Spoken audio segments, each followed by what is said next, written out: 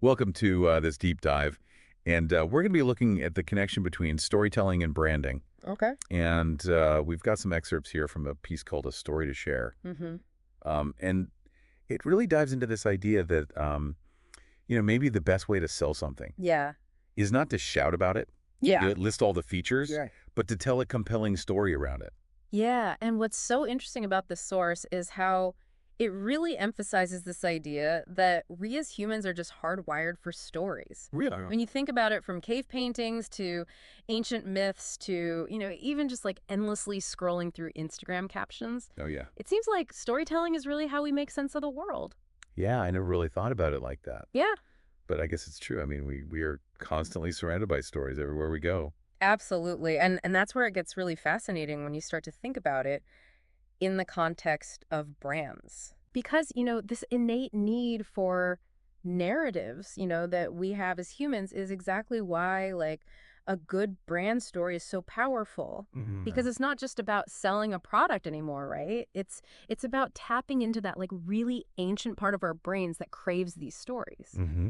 So when we connect with a brand story, we're actually, like, almost without realizing it, we're buying into, like, a belief system, a community. So instead of just listing features and benefits, Mhm. brands should really be thinking about how to create these compelling narratives around what they're selling.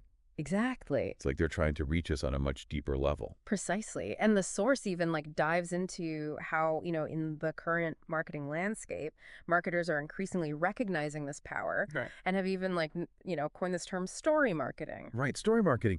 But doesn't that seem a bit redundant? I Mm. mean, isn't all marketing at its core really just about telling a good story? Yeah, the source makes that exact point. It's like, these labels like story marketing almost make it seem like storytelling is just like another tactic, Yeah. another checkbox on a marketing plan. Right. But it's so much more than that. Storytelling should really be the foundation of how we approach brand communication in general. So how do we, or I guess brands, tell good stories, Hmm. especially in the context of branding? I mean, not all of us are, marketing gurus. Well, the source actually gives us this really surprisingly simple framework Okay. for crafting a story that resonates. And it all starts with something I think we're all pretty familiar with, Mm-hmm. characters and their world. Okay. So, think about like Alice in Wonderland. Right. She falls down this rabbit hole and finds herself in this bizarre, fantastical world. Yeah. Or imagine, a history professor living in, Peru in the 1980s. Yeah. During a period of like intense political turmoil. Like the setting, the world really shapes the entire story. It's like the world provides the context for the character's journey. I can kind of see how this would apply to a brand. Absolutely. And to add to that, think about the conflict that emerges from the character's desires versus their needs. Right. The source uses a really compelling example with the film E.T. Okay. I love that movie. So Elliot, the young boy, desperately wants to keep his alien friend hidden. Right. But what he truly needs is to learn about loss and sacrifice, even if it's painful. That's a powerful way to illustrate it. Yeah. The conflict between wanting to hold on and needing to let go, Yeah, it adds another layer to the story. absolutely. I'm still trying to grasp how a company, say one that sells toothpaste, could use storytelling. Well, you see, just like Elliot wanted to keep E.T. but needed to let go away, a brand might want to achieve a certain sales target, Right. but need to adapt their product based on what their customers actually want. It's that tension between like the objectives and the consumer insights. That's really where the brand story comes alive. Instead of just selling toothpaste, Yeah, it's about understanding the needs and desires of the people who use it. exactly. That makes a lot of sense. Yeah. It's like the brand needs to understand its world, the needs of its characters, the consumers, Right.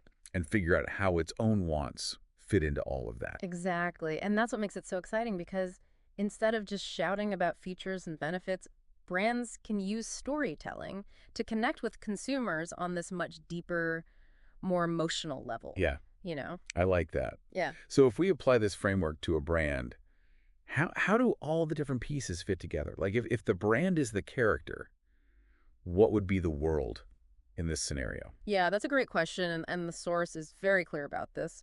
The world is the market where the brand exists. Okay. So it's, the cultural landscape, the trends, the competitors, everything that surrounds and influences that brand. Okay, so the brand, the character is trying to navigate this world, this market. Right. And the conflict comes from that clash between what the brand wants, its objectives, and what the market needs, like Yeah. consumer insights. Exactly. Think of it like this.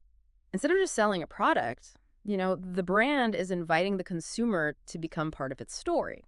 Right. So, they're not just buying a cup of coffee, they're participating in, a ritual, a community, a feeling. So it's about crafting an experience that goes beyond just like the transaction itself. Exactly. But how does a brand actually do that? It seems like a huge leap from buy our coffee to join our tribe. Well, remember the framework we talked about earlier Yeah. about, characters and their world wants versus needs. Right. It all comes back to those same principles of storytelling. Right.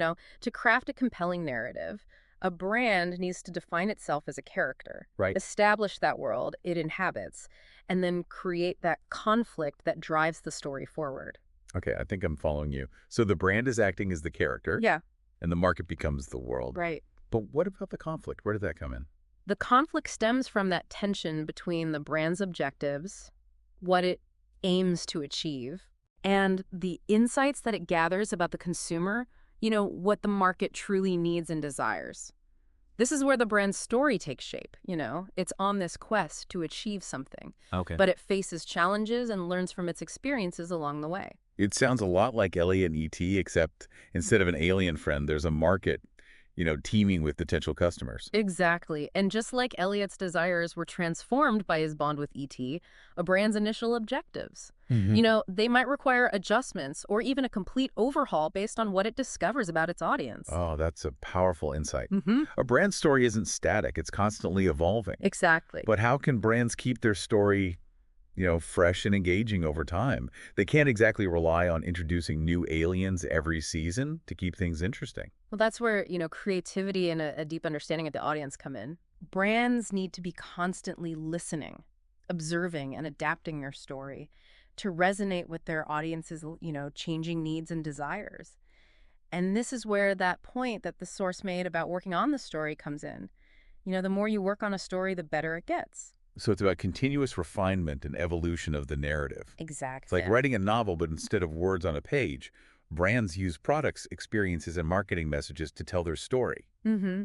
But isn't there a risk of it feeling manipulative? Like they're just trying to trick people into buying something by tugging at their heartstrings? That's a valid concern, and it highlights the importance of authenticity in brand storytelling. Yep. Consumers are savvy. They can spot a fake story a mile away. Right. So for a brand story to truly resonate, it has to be genuine. Yeah. It has to be rooted in the brand's core values and actions. That makes sense. People want to connect with brands that are genuine and transparent. Absolutely. They want to feel like they are part of something real, Right. something meaningful. And that's what separates brands that simply tell stories from brands that truly embody their stories. Okay. The latter have a deeper impact. Mhm. They build stronger connections, Yeah. and ultimately they create a more lasting impression on their audience. It's not just about coming up with a clever story. Yeah. Right. It's about living that story Mm-hmm.